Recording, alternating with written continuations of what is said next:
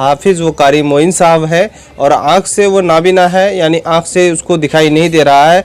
ऐसे लोगों से आज हम बात करेंगे और ख़ास तौर पर जो है बिहार विधानसभा चुनाव 2020 पर इन्हीं से चर्चा करेंगे। तब तक आप अगर चैनल में नए हैं तो सबसे पहले चैनल को सब्सक्राइब करें। हाफिज़ साहब, आपका द मैसेज न्यूज़ में स्वागत है। जी थैंक यू सो मच। कि आपने जो हाफिज़ कुरान जो हिफ्ज़ किया कब किया? जी मैं 2011 को मदरसा हुसैनिया फड़िंगुड़ा में पढ़ने के लिए पहुंचा हूं और अल्हम्दुलिल्लाह अल्लाह ताला ने मुझे 2013 में फरागत में हाफिज़ कुरान हो चुका हूं और मेरे उस्ताद मोहतरम मौलाना शाबिर साहब, उन्होंने बहुत मेहनत करी मेरे ऊपर और आज उनकी सिला है जो आज मैं इस लेवल तक हूँ, इस मकाम तक हूँ। अच्छा, असदुद्दीन ओवैसी साहब जो एमआईएम के राष्ट्रीय अध्यक्ष हैं, तो उसको आप कब से जानते हैं?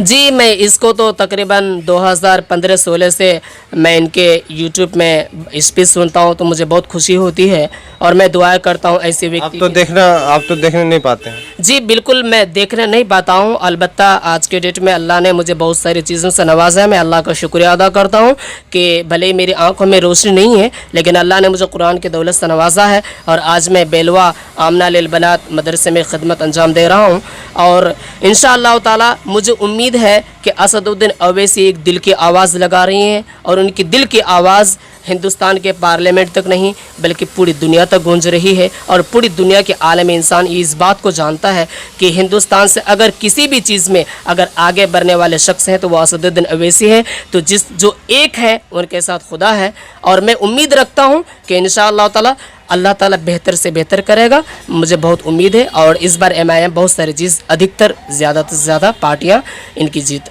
करके विधानसभा हम पहुँचाने की कोशिश करेंगे। अच्छा, आपका जो है असदुद्दीन ओवैसी साहब का सबसे बेहतर अंदाज क्या लग रहा है?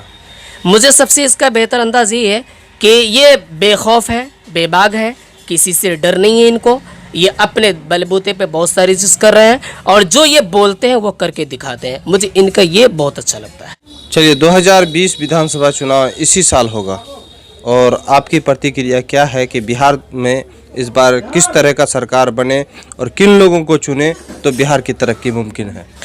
मैं तो सबसे पहले यही कहना चाहूँगा कि बिहार में जिस तरह से नीतीश कुमार जी ने पहले 2014 में और 2015 से लेकर 2019 तक जिस तरह से उन्होंने राजनीतिक अपने चलाया और आवाम को विश्वास जिस तरह से उन्होंने घातक किया, मैं तमाम बिहारी वासियों से और तमाम जहाँ तक मेरी आवाज़ पहुँच रही है मैं सबसे निवेदन करता हूँ, रिक्वेस्ट करता हूँ कि आप अपनी ज़मीर को देखिए, आप अपने दिल की वोट को देखिए और आप अपनी वोट को इस तरह से यूज़ कीजिए ताकि आने वाले फ्यूचर आपको यकीनी तौर पर सब कुछ मिल जाए और ऐसी पार्टी को चुने। लोग दिख भी रहा है कि आज हिंदुस्तान की तमाम अवाम परेशान है।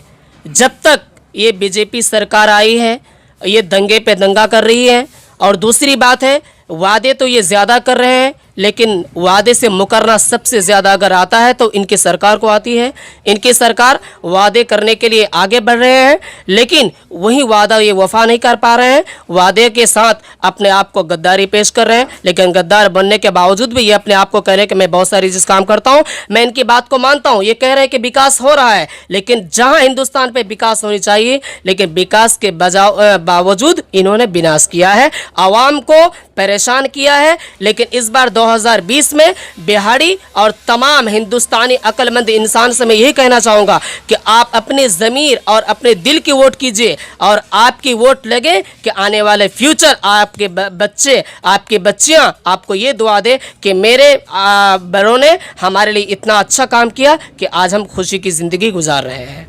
अच्छा, लालू प्रसाद का बेटा है तेजस्वी यादव है, वो एमआईएम से गठबंधन नहीं करे, अकेले चुनाव लड़ता, महागठबंधन एमआईएम को अलग रख दिया है। इस पर आपका क्या सूझबूझ है कि लोग जो है खासतौर पर जो मुस्लिम वोट है वो एमआईएम और राजद कांग्रेस को बढ़ सकता है, ऐसा लग रहा है? नहीं, देखिए बात ये है एमआईएम भले ही तेजस्वी यादव ने अलग लड़ने की प्रयास कर रही है, वो मैं एक ही बात कहना चाहूँगा कि MIM अलग है, आज अकेली पार्टी है, लेकिन ये MIM सिर्फ मुस्लिम की पार्टी नहीं है, MIM दलित की भी पार्टी है। MIM उन व्यक्ति के लिए लड़ाई लड़ रही है जिनको आज तक हक नहीं मिला है। ना RJD ने हक दिया है, कांग्रेस ने हक दिया है, ना BJP ने हक दिया है।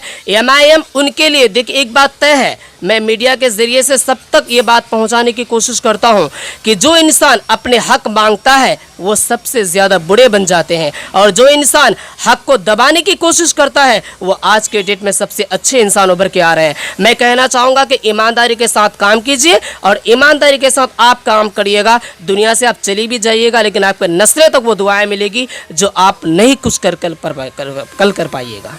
सीमांचल को लेके आपका क्या कहना है? मैं सीमांचल को मैं यही कहना चाहूँगा कि मुझे विश्वास है असदुद्दीन अवैसी इस बार सीमांचल से इन्होंने शुरुआत किया है। सीमांचल से लेकर पूरे बिहार तक हम इस बार 2020 में अपनी पार्टी को मजबूत करेंगे, और यकीनी तौर पर आने वाले दिन जैसे ही गुजरता जाएगा हम अच्छे से अच्छे प्रयास करेंगे। लोगों के विश्वास जीतने के हम कायम करेंगे। मुझे पार्टी से ये नहीं मतलब है कि मैं मुस्लिम पार्टी हूँ, नहीं, बल्कि पार्टी सबके लिए लड़ाई लड़ रही है, और इंशाअल्लाह ताला मैं दुआ करता हूँ कि सबके हक में अच्छा काम होगा, बेहतर से बेहतर काम होगा, मैं उम्मीद रखता हूँ।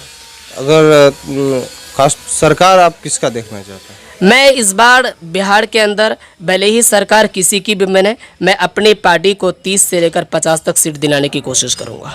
मुझे सरकार से कोई मतलब नहीं है, मुझे हक चाहिए। सीमांचल के साथ जो गद्दारी हुआ है हम उस गद्दारी को दूर करेंगे, और बिहार में जिस तरह से कि दलित परेशान है, मुस्लिम परेशान है और दिगर आवाम परेशान है, सबके परेशानी को दूर होनी चाहिए। कॉलेज, स्कूल और जितनी भी चीज़ हैं, बेरोज़गारी आज ज़्यादातर बढ़ रही है, लोग परेशान हैं। हमें बेरोज़गारी से छुटकारा पाना है, बेरोज़गारी से हमें मुक्त होना है, और यकीनी तौर पर हर मजदूर को अपने हक मिलना चाहिए। हर एजुकेशन आज बिहार के अंदर जितने भी लोग कम पढ़े हैं, लेकिन उम्मीद रखता हूं कि इंशाअल्लाह ताला जब स्कूल कॉलेज सारी चीज़ों की व्यवस्था जब हमको यहाँ पे मिलेगा तो ऑटोमेटिक हम आगे बहुत सारी चीज़ कर सकते हैं।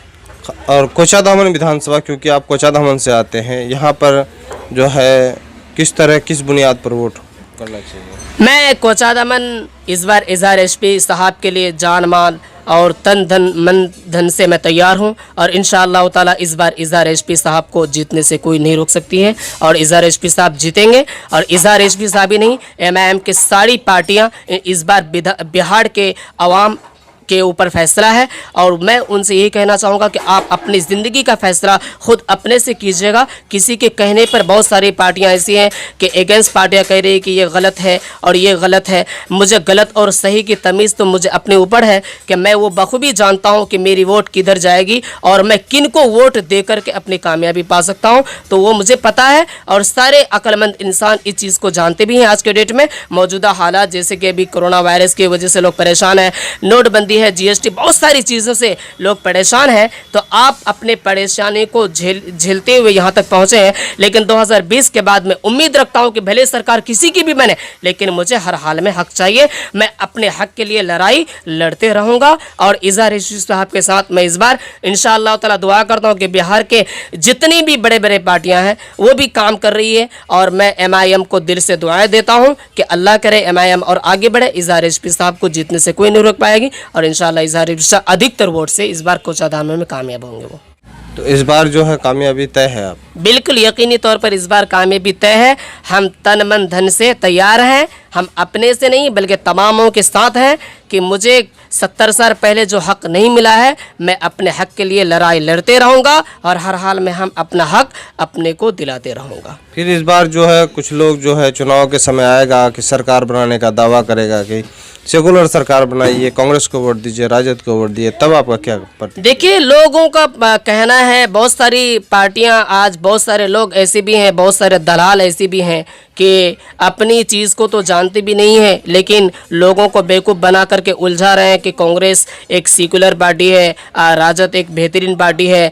मैं कह रहा हूँ कि पार्टी सभी ठीक है, लेकिन काम कौन कर रही है नहीं कर रही है, मुझे उससे उम्मीद है। लेकिन जो पार्टियां 70 साल पहले तक मेरे बिहार को नज़र उठा करके नहीं देखा, मैं ऐसी पार्टी को नहीं जानता हूं, नहीं मानता हूं। मैं उस पार्टी के साथ हूं जो पार्टी मुझे काम दे, और जो पार्टी मेरे हक और हुकूक के बारे में सोचे, मैं ऐसे पार्टी के साथ आज भी खड़ा हूँ, कल भी खड़ा रहूँगा और इंशाअल्लाह ताला ज़रूरत पड़ी तो सारी चीज़ों के साथ हम उसके साथ हैं। चलिए, हमारे साथ हाफिज़ मोइन साहब थे और उन्हीं से बातचीत कर रहे थे। आपको हम फिर एक नया वीडियो के साथ मिलेंगे, तब तक आप इजाज़त दीजिए। खुदा।